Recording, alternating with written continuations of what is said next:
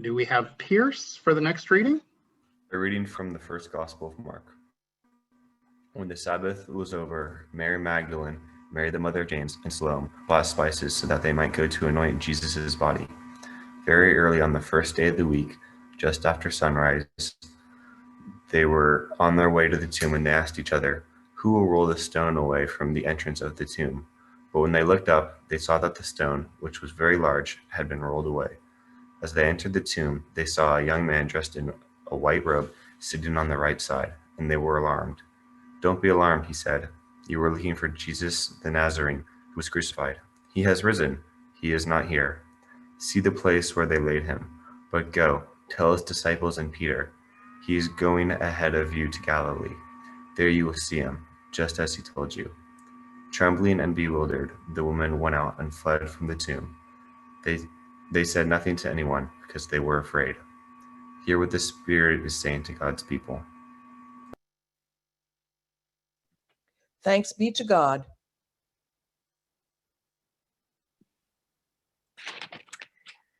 Rocks and stones play a part in key scripture.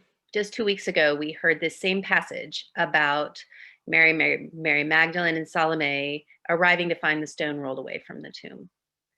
This moment feels resonant given the past year we have collectively faced. Do you also feel like we've been in some form of a tomb? Regardless of how we have made it through, this year has been one that required monster shifts in our ways of being, distancing from all except our closest family. Even with my best efforts to stay connected, I've felt closed up, hunkered down, and just tried to make it through. This has been especially true for the kids in our lives, where closeness, connection, hanging, and community building are the essence of what we hope for our kids and what I as a teacher hold as foundational to school. This year has been filled with distance, rules, isolation, and shifts in expectations. We as a family did a 180 from sleepovers, shared weekends away, carpools, and group gatherings to only seeing 1 or 2 friends at a time, always outside, always masked, and always distanced.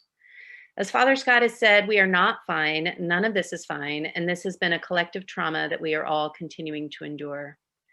And yet the stone is being rolled away. What happens as we start to come out of our tombs? What will it take to re-enter and relearn how to be with each other?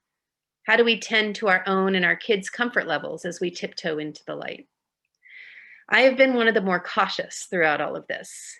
But during spring break, a dear friend who was just diagnosed with breast cancer was allowed to have a buddy accompany her to her first round of chemo, and I got to go with her. Getting to spend 8+ hours with a friend again felt like we had been to the spa.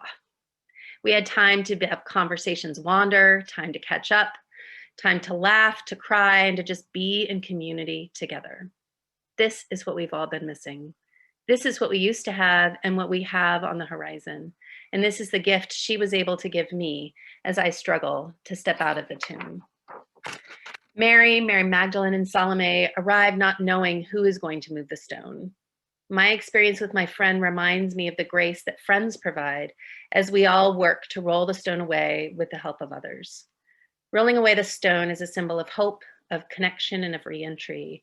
And I'm grateful for those who help me do that bit by bit.